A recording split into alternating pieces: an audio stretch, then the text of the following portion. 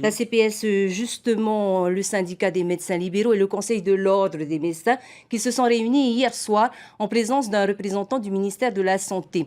Une rencontre qui fait suite aux échanges houleux entre les deux parties. Prescription d'arrêt maladie, autorisation de sortie, recours du terrain des médecins. Plusieurs points ont été éclaircis, mais le point fort de cette rencontre, c'est surtout le retour d'une convention collective des médecins inexistante depuis 2012. Preuve que le dialogue, lui aussi absent jusque-là, porte ses fruits. On écoute le directeur général de la Caisse et le président du Conseil de l'Ordre des médecins, Vincent Fabre, au micro de Athéna Milcam et Laina Tétouanoui. La CPS ne cherchait pas, au travers des courriers qui ont été transmis aux médecins, à les remettre en question ou à perturber une profession qui aujourd'hui est sur le front.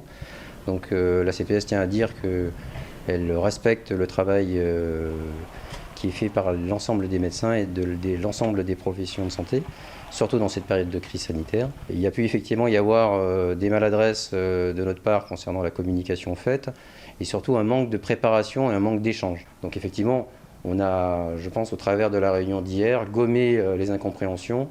Et aujourd'hui, on repart sur des bases de coopération saines et constructives. Nous avons tous un intérêt commun, c'est la santé des Polynésiens. Et en sortant de cette réunion, on s'est mis d'accord que le rétablissement de la convention collective allait permettre justement de mettre en avant le syndicat des médecins, de donner un interlocuteur à la CPS, qui est le syndicat des médecins, et la CPS n'aura pas à chercher à parler à tous les médecins séparément. On ne s'en sort pas dans ces conditions-là. Et comme ils ne peuvent pas le faire, à travers la convention individuelle s'adresser à chaque médecin, donc ils prenaient des décisions unilatérales, et c'est comme ça que ça ne fonctionnait pas et qu'il y avait des désaccords importants, profonds même, entre les médecins et la CPS. Le rétablissement de la convention collective va permettre de rétablir des relations saines entre la CPS et les médecins à travers un interlocuteur unique qui sera le syndicat des médecins. Patrick Gallnon, ayant été président du conseil d'administration de la CPS, est-ce que vous aussi, vous avez noté un manque de communication entre la CPS et les médecins? C'est pas tout à fait ça. Je pense qu'il y a, comment on dit dans notre jargon, des déviants.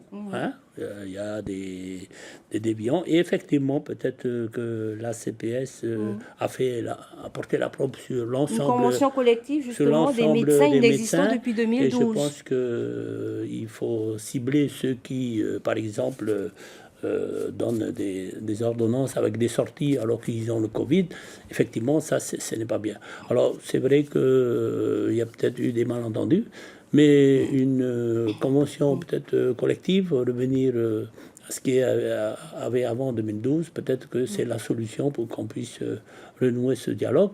Mais, comme je le dis encore une fois, il y a des déviants, mais peut-être que la CPS n'aurait pas dû viser les déviants et non pas l'ensemble de la profession.